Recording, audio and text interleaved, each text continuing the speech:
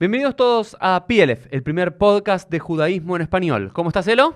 Todo bien, todo correcto. Elo, ¿tenemos alguna novedad? Sí, la novedad es que a pedido de ustedes hemos lanzado una página en internet con curso de judaísmo online. La página es plf.com. Hagan clic en la descripción y allí encontrarán mucha más información de estos cursos. Así que entren y vayan a ver la página que está muy buena. Ahora sí, Elo, si te parece, comenzamos con el episodio del día. Vamos. Hola a todos, bienvenidos a un nuevo episodio de PLF. ¿Cómo estás, Elo? Todo bien, todo correcto.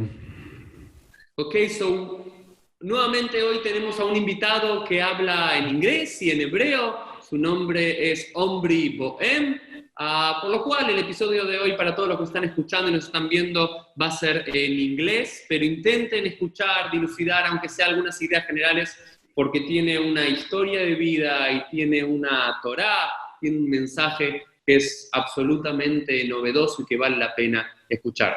How are you doing, Omri? Pretty good, pretty good. It's good to talk to you. So this is, I think, Elo, Omri, this is something wonderful from the era that we live. A couple of weeks ago, I was reading a book, and that book quoted Omri Bohem book, that the name was The Binding of Isaac, a religious model of disobedience. Okay, and I said, who is this Omri Bohem? I never heard about him, and I do not know. How come? I mean... Yeah. Yes. I'm sorry, but it's not that... You have to rephrase that again. No, but I told Omri, I was a very honest person. Okay? I always try to tell the truth. Okay? Because it's the Chotamot shel HaKadosh Baruch Hu, it's the seal of God, so I try to tell the truth. And I just Googling, I found him on Twitter, and I read the book, and it was amazing. And after that, I sent him a message in Twitter, I would like to do an interview with you for our PLF. And he said, Bechabod, it will be a pleasure. So this is something that is wonderful. So Omri, once again, welcome to this podcast. Let me interrupt you already and tell you how I got to meet you. I don't really have an active Twitter account. I have a Twitter account, but I never go on Twitter. But when I knew that I was doing some other interview that I suspected will get some attention, I went onto my Twitter account in order to see what are people tweeting about what I said. And then I saw some guy in Argentina who was tweeting exactly the right things about the book. Somehow he exactly understood what I had to say. And I was surprised where from this knowledge, and this turned out to be you, and that you actually read the books. So I was glad that we connected. Good. This is like how an Argentinian met an Israeli-born scholar. So Omri, tell us a little bit about yourself, your bio, let's say. Well, not too much, hopefully. I mean, I'm born and raised in Israel. I grew up in the Galilee, in a very small place on a mountain in the Galilee. Then when I finished my military service, like Israelis tend to do, I went to Tel Aviv University for a few years, and then ended up writing my PhD in philosophy at Yale University. I wrote a dissertation on Kant's Critique of Spinoza, which also ended up being published as a book. I've done in between a lot of scholarly work in Germany, in Berlin, Heidelberg, and Munich. And then in the end, ended up returning to the US, to New York, to take a position as a philosophy professor at the New School for Social Research in New York City. And that's not where you find me now. Right now I'm speaking from Berlin, where I am to promote my next book on Israel. But I live in New York City most of the time.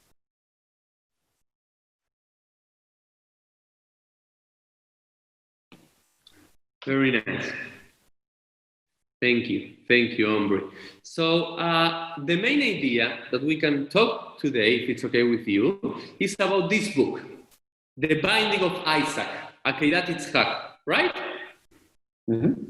Elo, if I ask you, like you didn't read the book, right, Elo? No. Good. It's good for this experience that I want to do. Is if I tell you what's the moral, what's the message of the Akeidat? For me, it was always confusing because one thing is what the rabbis tell you about the story, the Sipur, right? And at the end of the day, you see that a man from nowhere, he thinks that God spoke to him, and he takes his, suppose 40 years old, something like that, the son. He's not 8 or 5 according to the, I don't know, the Torah or the whatever source it is, and he's supposed to kill his son. That was at that time was a custom from, how do you say, from Pagans. not The pagans. Yeah, from the pagan. Thank you very much. So, and at the end, boys tell to Isaac, to Itzjak, to Abraham, not to kill your son. So for me, it was always like, what, you know, like I didn't like it. I didn't like it like Purim, you know, that Esther ends married a goy. That all the rabbis say no because this the nest, the miracle. So the same goes for this story. So I never understood. But the main idea, Elo, the main idea of the moral, like we usually read it, is even though that your conscience says something. Even though that you think, like we all, like when we read the story, and I assume everybody, when they read the story, they say, how is a father going to kill his son because God commands him to do? According to the most readings, the idea is exactly that. If God tells you to do something, you do it and you do not question, right? Yeah, that's brainwashed. So, like, you're brainwashing a person. So only a sect could perform such an act. Like, you know. And myself as a rabbi, and a pretty disobedient rabbi, I always have a problem with this text. Like we read it every year in Rosh Hashanah, in the New Year, and this whole idea of how is God going to demand? If I try to imagine, and I tell people, do you really believe in a God that now if God appears to you in a dream or face to face, okay, like we read in this week Torah portion, okay? If God appears in front of you and they tell you, go and kill your son, are you going to do it? No. Okay, so, but then I read Omri's book and it was a big hidush, a big novella for me. So Omri, tell us a little bit about this. Well, look, what I argued about this story is that the actual message of the story is exactly the opposite of the message that people usually ascribe to it. So usually, just as you said, people think it's obvious that the moral of the story is that obedience to God, no matter what, is necessary. So the story famously confronts, right? It confronts the God's command with what we can call the command of morality, right? We have what seems to be an obvious moral decree, not to kill an innocent child, certainly not to kill your own child. As Kierkegaard likes to say, it's captured by the formula that a father should love his own son more than he loves himself. And on the other hand, you have God's direct command saying, take your son, your only son whom you love, and burn him as a burnt offering, sacrifice him. And the question is, what are you going to obey? Are you going to obey God's command, or are you going to obey the command of morality? And as you say, usually the interpretation of the story assumes that the story tells you Abraham did the right thing by following God's command.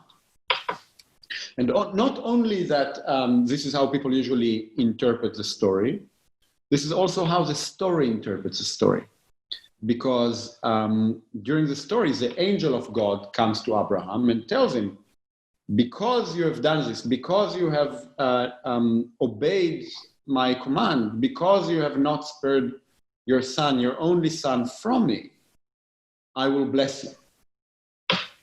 Even worse than that, on the common interpretation, Abraham is supposed to become the model of Jewish faith because he was willing to obey. What I did in the book is I tried to show, and this is hopefully not just wishful thinking, I was trying to show that that's in some ways, the pshat, the direct meaning of the text itself. I was trying to show that the story was actually reducted. That is, that the story conveys different levels of meaning that were put into the text by different editors from different eras and of different theological views. And I try to show that on the original story, the original binding of Isaac, the message of the story is actually exactly the opposite from the message of obedience. So that you get what I call, unapologetically, I would say, the original version of the binding of Isaac, where Abraham actually disobeys God's command to sacrifice his only son. And that in this version, he does the right thing. He passes a test by disobeying God's command. And that a later redactor, a later editor of the text, of a different, call it theological persuasion, changed the text such that it will become from a text of disobedience to God, and disobedience to God becoming the main theological message, to exactly the opposite. So that obedience to God becomes the main theological message. And what the book does is it begins by trying to ground that thesis philologically. So I try to show the reasons for my reading of the original version of the Binding of Isaac, and then try to expand it to show, to give more evidence that's also external to the text, to this reading, to try to elaborate some of the philosophical significances of this reading and so forth. Perhaps the best thing, the most useful thing for your audience is to actually look what the original version of the story looks like and how it was changed, because without that, we don't know what we're talking about. So famously, Abraham was commanded by God in the beginning of the Binding of Isaac to take his son, his only son, Isaac, whom he loves, and go to the land of Moriah and sacrifice Isaac on one of the mountains that he will show to him. Abraham wakes up the following morning, he goes to the land of Moriah. There's a little bit of a story there, but never mind now. They get to the place which God had told Abraham. According to the tradition, that's now in Jerusalem, even though that's not stated explicitly. And then begins the final scene, the most famous final scene from the Binding of Isaac, also the scene that you get in the paintings of, Caravaggio, Rembrandt, Chagall, and so forth, right? It's an important moment. It's visualized also in the history of art and religion and philosophy. The scene in which Abraham takes Isaac, builds an altar on the mountain, puts the wood on the altar, his son on top of the wood, takes the knife to slay his son, but the angel of God interrupts him at the last moment and says, okay, so far so good. Because you have done this thing, because you have not spared your only son from me, blessing I will bless you. After this famous encounter, painted by, say, Rembrandt and Caravaggio, Isaac is saved, and Abraham lifts up his eyes and he sees a ram caught in a thicket by its horns. And then Abraham goes and he takes the ram and sacrifices the ram instead of his son, after his son was saved. And that's why, according to the rabbinic tradition, we should read that story instead of the creation of the world in Rosh Hashanah. But I think that's right. Read the creation of the world. But, okay. That's right. That's right. So, according to my reading, what I try to show is, and it would be a little bit too complex to now explain all the philological arguments for that here, but I can give the conclusion of this. I was trying to show that for, I think, very strong philological reasons, we can argue that the intervention of the angel that allegedly stops Abraham at the very last moment before he kills Isaac is actually a later interpolation into the text. That is, it was not a part of the original narrative, and the original narrative goes completely without a figure of the angel. And what we discover if we read, if we just take out those verses, which philologically are written in a completely different language from the original narrative, we discover a completely coherent narrative that looks very different from the one that we know. And I can, I remember this mostly in Hebrew, but I can try quoting this for you now, more or less, word by word, more or less. Do it in Hebrew. Do it in Hebrew. Do it in Hebrew. Leave the Hebrew, also the Hebrew. It goes something like this. And they came to the place which God had told Abraham, and Abraham built an altar there and put the wood upon the altar, and Isaac his son upon the wood. And Abraham stretched forth his hand and took the knife to slay his son. That's the moment when the angel stops him, but there's no angel. So he took the knife to slay his son, and the next verse is, and Abraham lifted up his eyes and looked, and behold, behind him was a ram, caught in a thicket by its horns. And Abraham went and took the ram and offered it up as a burnt offering instead of his son. So the point is that with no angel, you get a completely coherent narrative in which Abraham, at the very last moment, lifts up his eyes and decides on his own responsibility to sacrifice the ram instead of his son. What I argue the later editor did is to interpolate the figure of the angel in order to put the responsibility for stopping the test in the hands of God rather than in the hands of Abraham. Not only that, in Hebrew we say, Al Rosh Haganav Boer HaKova, on the head of the thief, the hat is burning. Not only that, one of the most important features of this angelic intervention is that it makes sure to tell you what Abraham was going to. It says, because you have done this, because you have obeyed my voice, because you have not spared your son from me, I will bless you. So it actually interprets for the reader Abraham's intention. It makes sure to tell you that Abraham was going to sacrifice Isaac, even though one of the most famous, important features of this narrative is that it does not, never, ever tell us internal states of mind. So, that's the argument of the book in the first chapter. And then from establishing this philological point, I go and try to establish it with other arguments. Omri, let me stop you for 1 second so we can continue, because usually what I usually do, like many years in my pulpit in Rosh Hashanah, is when I tell this story that is very troubling for us, for modern readers. And it's very troubling for readers in many generations, not in the last 100 years. For a long time, it's been troubling how can a lovely God, a love of God and justice could command this. And what I usually do is to contrast this Abraham, the Abraham of the Akeidat, to the Abraham of Sodom and Amorah. Right. That's another chapter. That's another chapter in the book, as you know. Right? I was going there, because what we usually do is to say, okay, I think like as Jews, we have two models of being. One model is the model of Abraham against God, in this idea of wrestling with God to save the city, or to save the good people from the city of Sodom and Amorah. And the other model is, don't talk to God, don't discuss God, do whatever God does.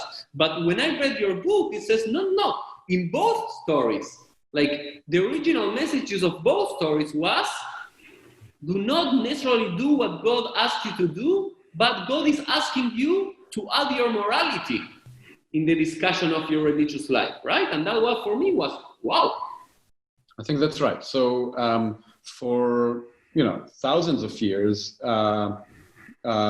Jewish interpreters of the biblical text were struggling with the fact that, what happens in chapter 18 of Genesis is that God tells Abraham that he's going to destroy the whole cities of Sodom and Gomorrah, Sodom and Gomorrah. And Abraham takes a real moral stance against God. Not just that, much better than that, right? He does not just take a stand against God's morality. He does two more things that are significant in this regard.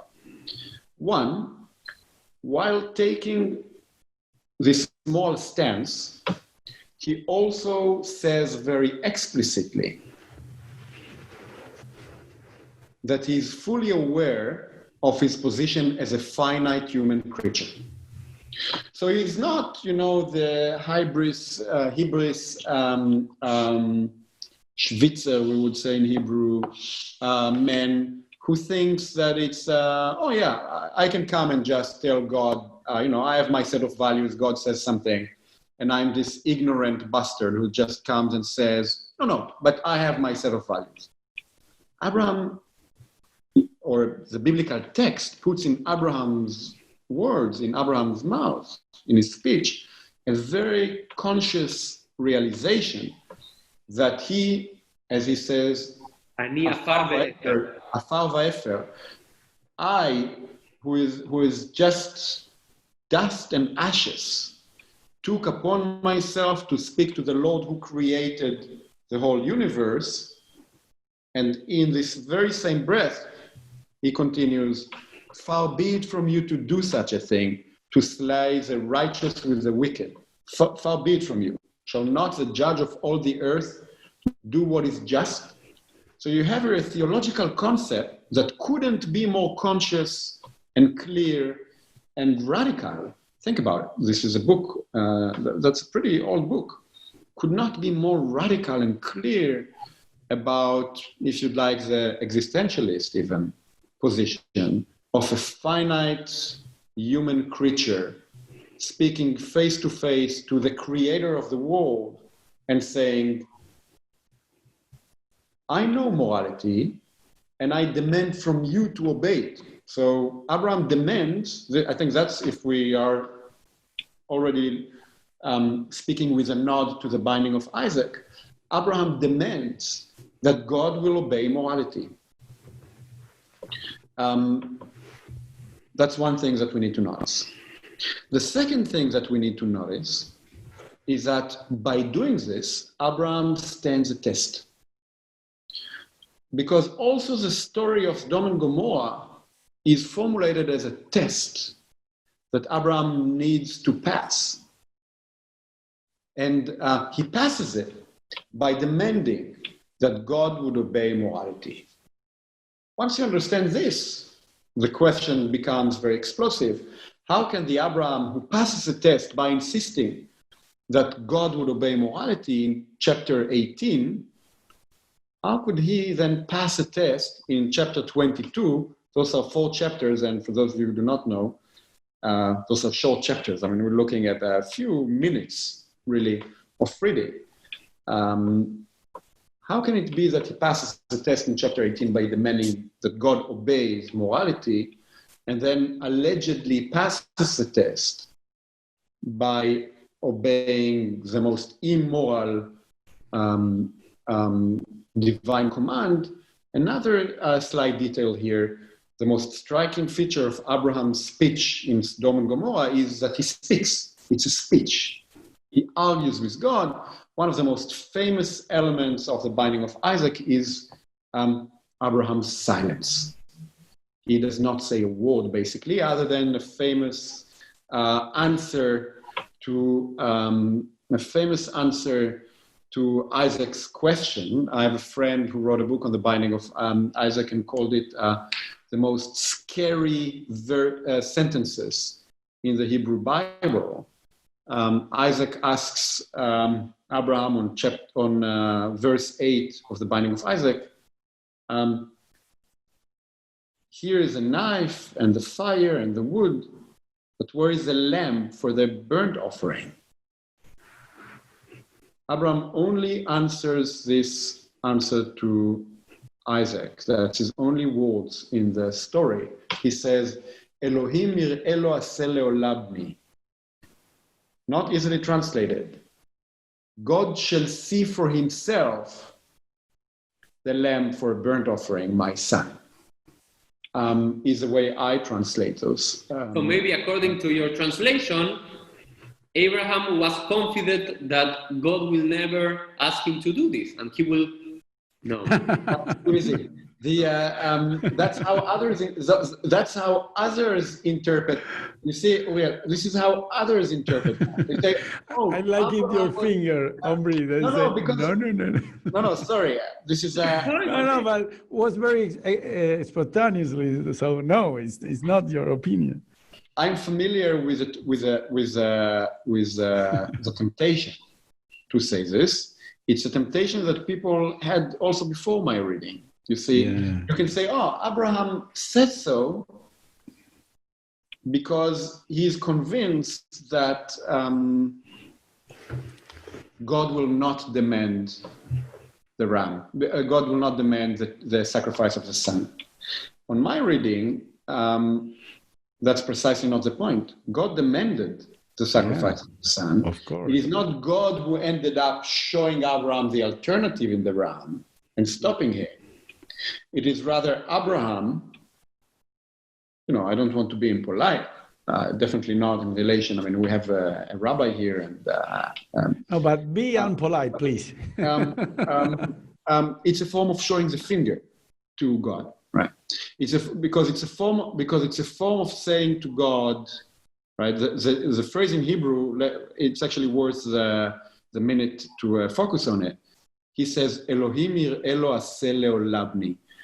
You can equally translate this as God will show the lamb. Yeah. That's going to your reading, Uriel, or not to your reading, but to that familiar reading in which Abraham is confident that God will not demand it. It can also be read as God will see the lamb. Could also absolutely completely consistent with the Hebrew can be read as God will find out. Elohim yir'eh lo. God will see for himself, or he shall be seen. He shall be shown the lamb. Is a perfectly good reading of the Hebrew there,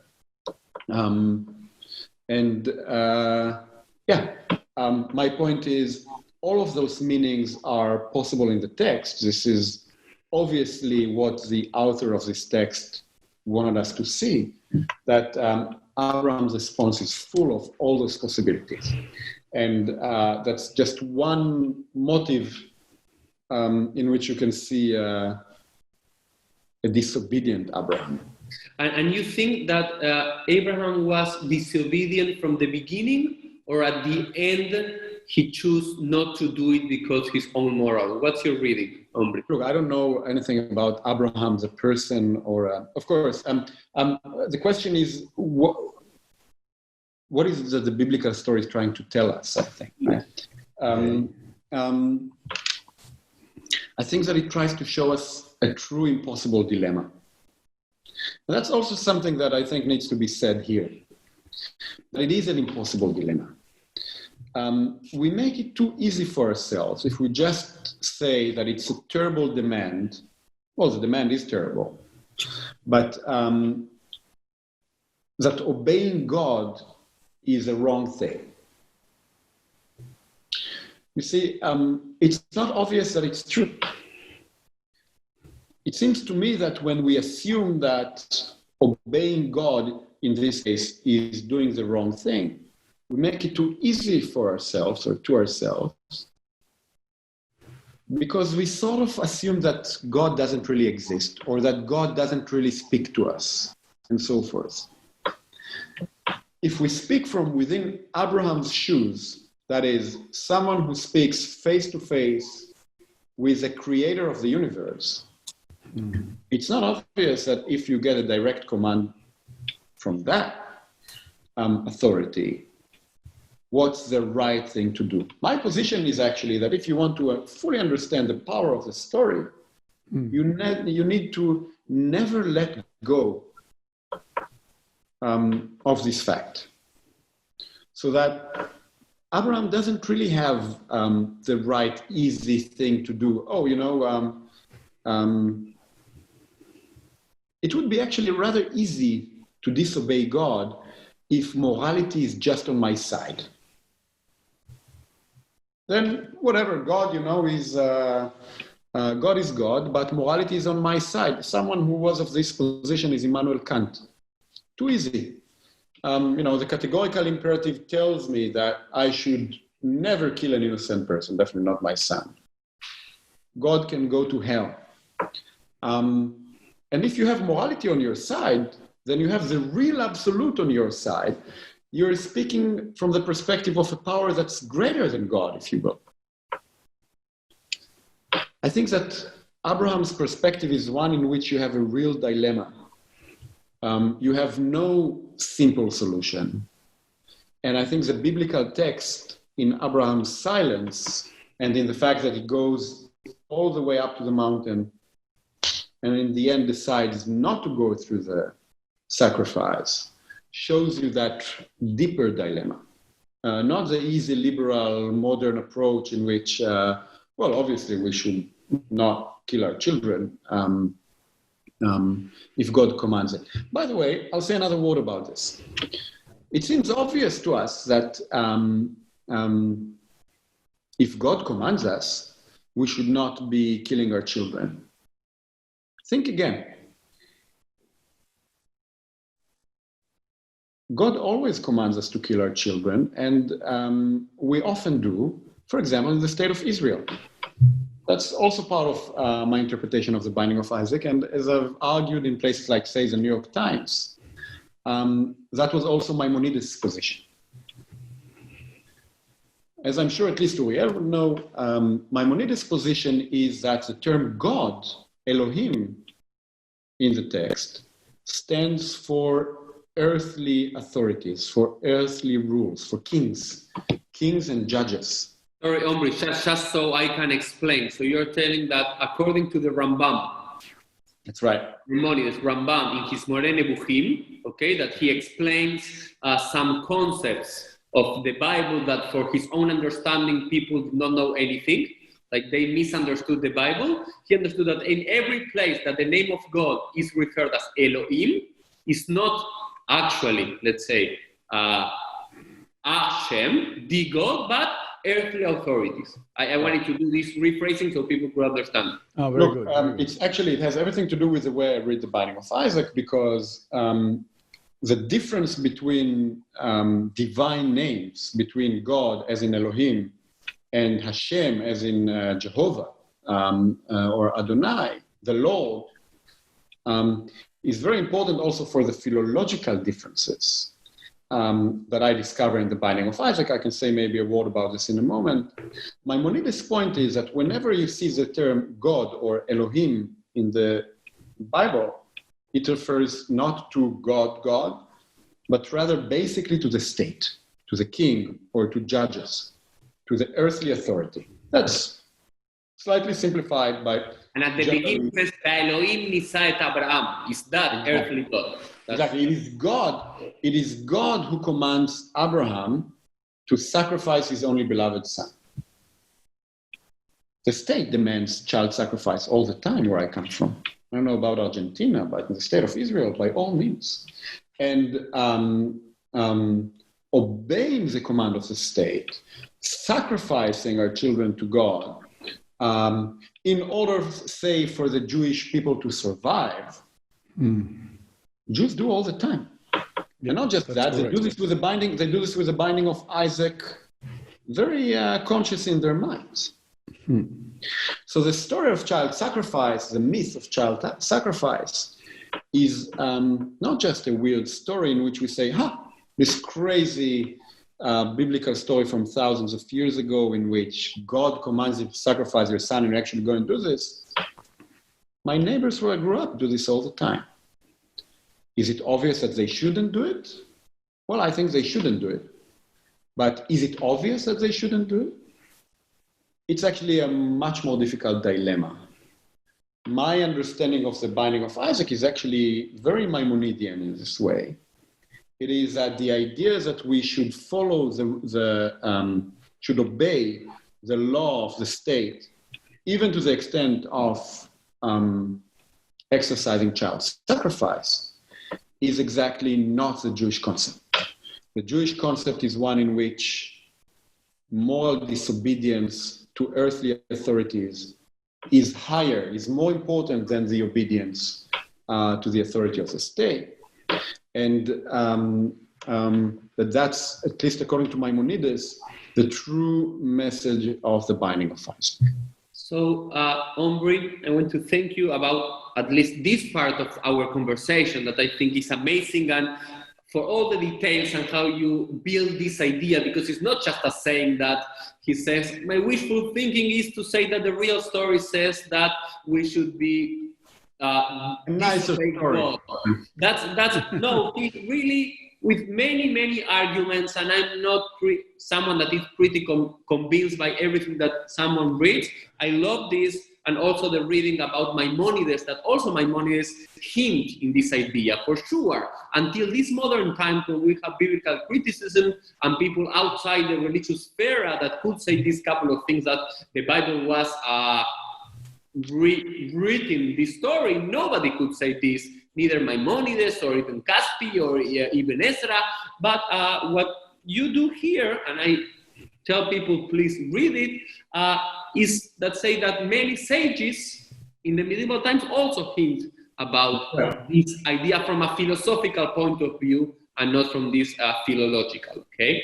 And Omri, I want to take these last 20 minutes, let's say, of this conversation. I don't know, Elo, if you have a question, but what you said at the end, this idea that the Jewish way is a way of disobedience when morality is against what God demands me to do, what halacha, the Jewish law, demands me to do, or the state of Israel or Argentina. And I want to talk about a little bit, because something that it's near to my heart. So I want to also to mine. Mm-hmm. What do you think are other examples in the Bible about this idea, or in the Jewish tradition according to your reading, besides Sodom and Amorah and the new reading of the binding of Isaac, about, yes, the Jewish way of life is disobedience when it's against morality?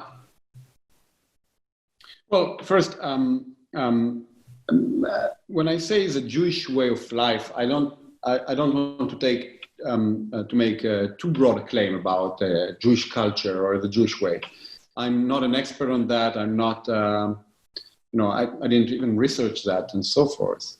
What I do want to say that there is this trend within, I would say, the main Jewish authority, the Bible, a trend of thought that encourages, gives you a model of disobedience rather than obedience. I will say that in this very same source, there are at least two main moments where I think disobedience becomes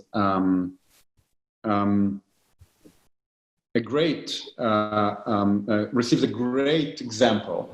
The one is the story of Sodom and Gomorrah, which we don't need to repeat. We've said enough about. That's Abraham. Okay.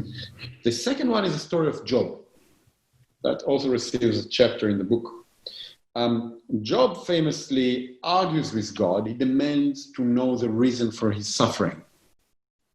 And maybe we don't need to go too much into this, but my view is that Job passes a test also by speaking up to God and demanding to know the reason for his suffering. He demands justice from creation, in fact.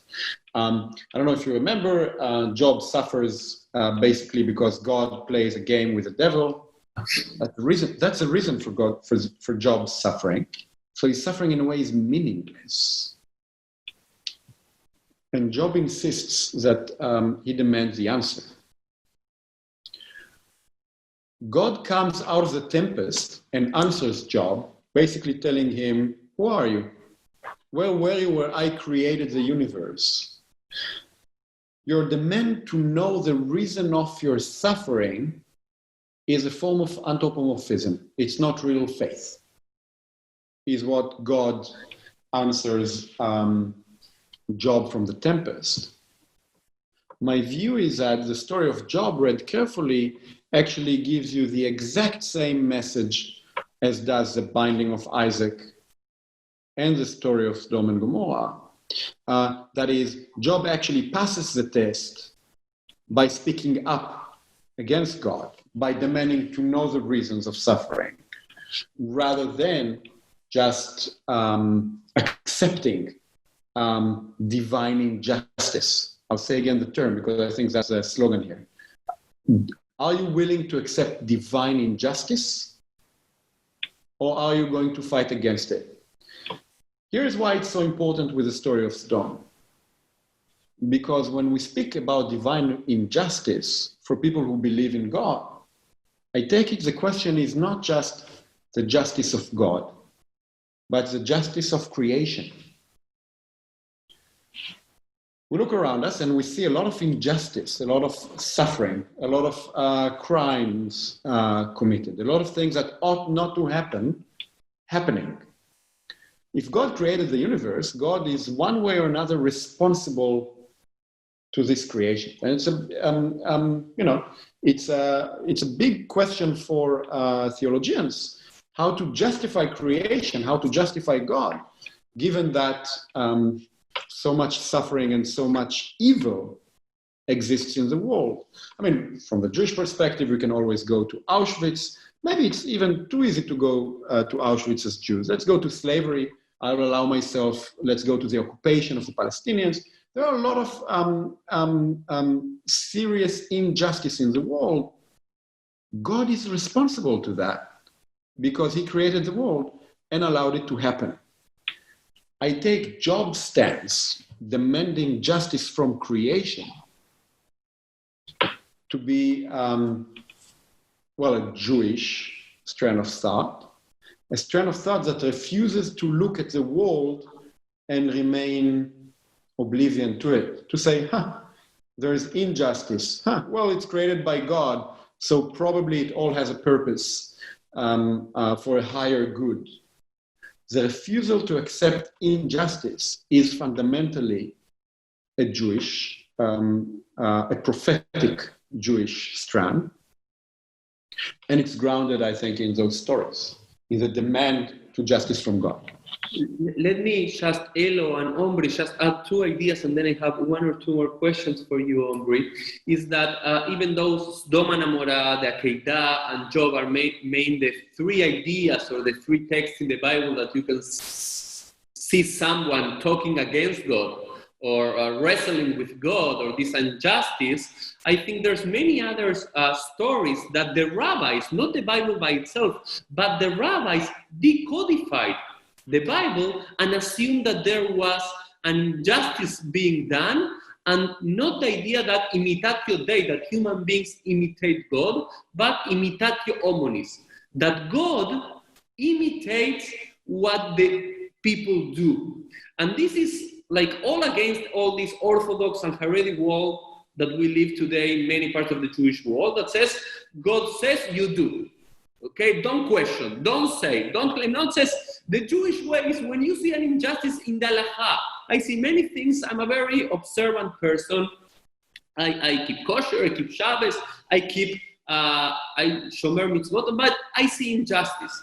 And I really believe that from my Jewish perspective, what God is demanding me to do is find a way to solve that issues. Not to say, oh, I'm sorry. Okay, I cannot, you're a mamzer, I cannot do anything. Okay, or you're an aguna, I cannot do anything. Or you're a goy, no. God, if something is unjust, I have to solve it.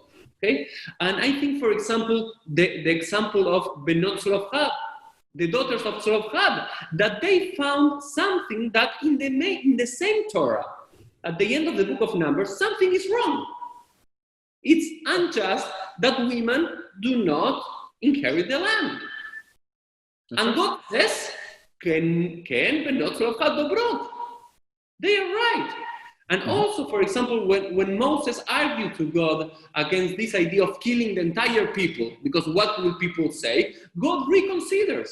So against this Neoplatonic idea that God is eternal, perfect, and will not reconsider anything, our God, the God of the Jewish people, is someone that is willing to talk to us. I agree very much. I will say, we spoke slightly earlier off the record about Spinoza, for example. You mentioned the Neoplatonic God.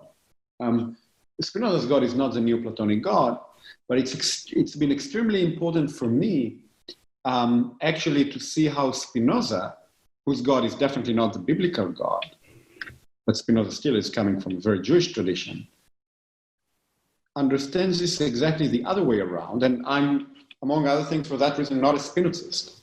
And I think also you shouldn't be. Spinoza's God is exactly the God who answers Job from the Tempest. I am that I am, right? This is basically what God answers Job from the Tempest. He says, oh, you demand justice? I am that I am. There is no meaning to your suffering. There is no answer to the question why. There is no answer to the question of justice. Reality just is. And the human, all too human attempt to question reality is anthropomorphic, like Abraham. It is like Abraham's speech in Sodom. It is an attempt to impose on God human morality. That's basically Spinoza's position. If you read the ethics, if you understand the ethics, that's basically Spinoza's philosophy. Reality just is. God just is. There is no normative question of good and evil directing God's action. That is nature's action. To look at nature and to think that it is right or wrong is completely false. Obviously, you look at an earthquake killing, say, thousands of people, and you say, well, is an earthquake evil? I think we would agree that it's not. The point in Spinoza is everything that happens is like that earthquake. It is all part of blind divine causality. I take Job's answer to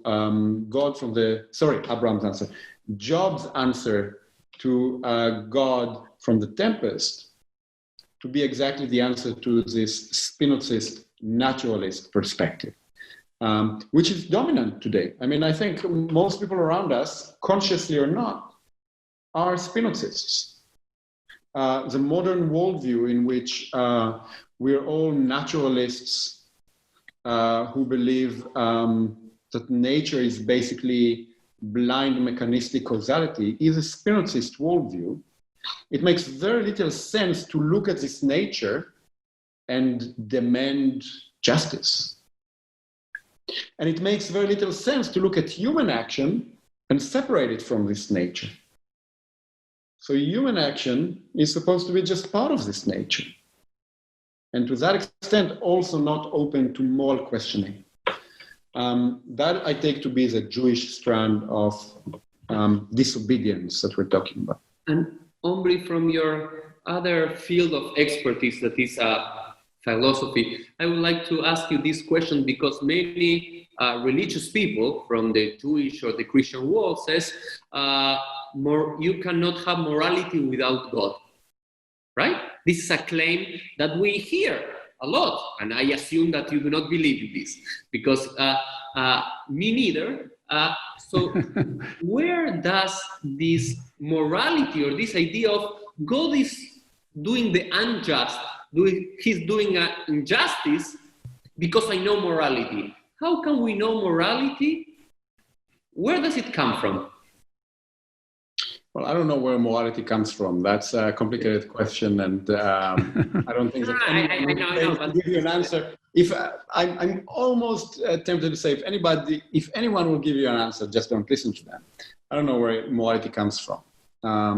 Or I can give you the easier answer, which is also the obviously true one. It's coming from Kant, the categorical imperative, and that's easy. No, but let me actually surprise you. I actually may agree that there cannot be morality without God. That does not mean that the reason why we have to follow morality is that we have to follow divine rules or divine commands. It's complicated, and we will not be able to address that question here sufficiently. But it is my view that in order to have a worldview in which you can make sense of morality, and now for a moment I actually speak as a philosopher, so making sense of morality, to use moral terms, good, bad, better, worse, you ought to do something, you ought not to do something. And that those terms will have real meaning. That is, if you ought to do something, it's not that you better do this. It's not just culture is encouraging you to do this. It's not really your interest, but there's a real obligation to do it. In order to have those meaningful moral terms, I'm not sure that we can have them without God. Now, this doesn't mean that God exists. Perhaps morality is a fiction. Perhaps morality is a fiction.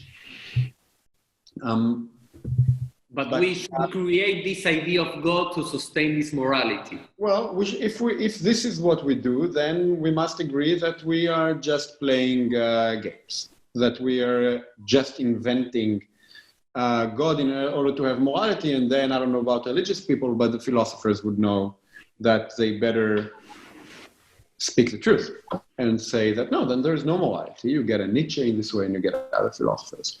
Kant's view, which I find attractive, I wouldn't go so far as to say that I just accept is, Kant's view is one that I think should guide religious people, but I also think it is the one who should guide those who have not given up on the task of genuine morality.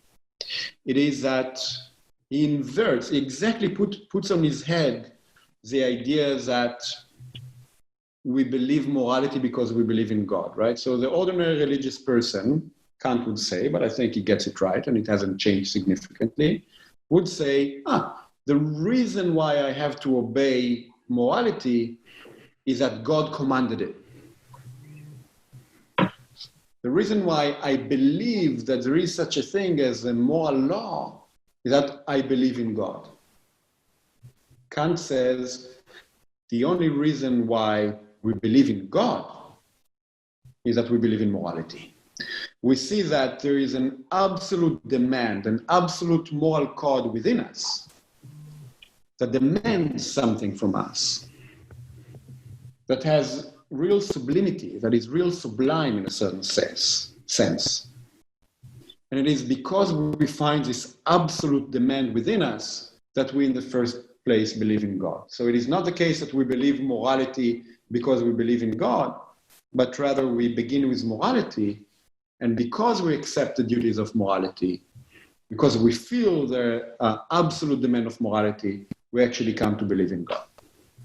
Very nice, Omri. Thank you very much for everything. At the end, I usually, if it's okay with you, I do a ping pong, like just one very short question and a very short answer, if it's okay. Let's see. What's your favorite Jewish holiday? Yes, I took out Nietzsche and Kant and Spinoza and the Akeidat, and I took Tachlis. Shavuot. Why Shavuot? Because I still have the memories of going in the Galilee when it's just spring turning into summer and you eat cheesecake and everybody is beautiful and wearing white on the hills of the Galilee. And I love the story of Ruth and Boaz in the Bible. It's such a romantic, beautiful love story. And what about the most pasuk verse in the Bible, in the Torah that talks to you?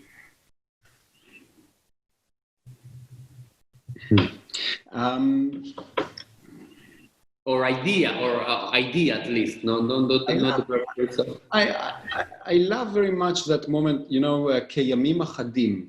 I don't know how it was translated into English. Keyamim Achadim is the moment where Jacob, who wants to, he walks in order to get Rachel, Rachel, right? Yes, like very fast days. Like it was like a blink in the eye. He's forced to walk 7 years, in fact 14 in the end, but 7 years in order to get to the woman that he loves and doesn't get her. And walking those days are but a few days for him. The language is so poetic and so beautiful. That's definitely a good candidate. Good. And 2 more, and I'm done. The most important Jewish person, philosopher, or someone that says Judaism as it is today wouldn't be without him or her, or Judaism. Yes. Freud. Okay. Freud. Look, I can't say Spinoza because I I love Spinoza, but Spinoza is not my. In the end, I don't think that he's an important Jewish thinker. Freud, let's not get into this now, but Freud, I think, is a deeply Jewish thinker, and I love it about Freud that he's in so many ways deeply Jewish, that in so many ways is completely unaware of it, that he manages to be deeply Jewish and deeply cosmopolitan at the same time. Very nice. So that was it for me. I don't know, Elo, if you have another question. No. So we will say goodbye, and we will stop this recording in 1 second, Omri, and then we stay 2 seconds to say goodbye after the stop. Gracias a todos por habernos escuchado. Nos vemos en el próximo episodio de PL. Chao, nos vamos.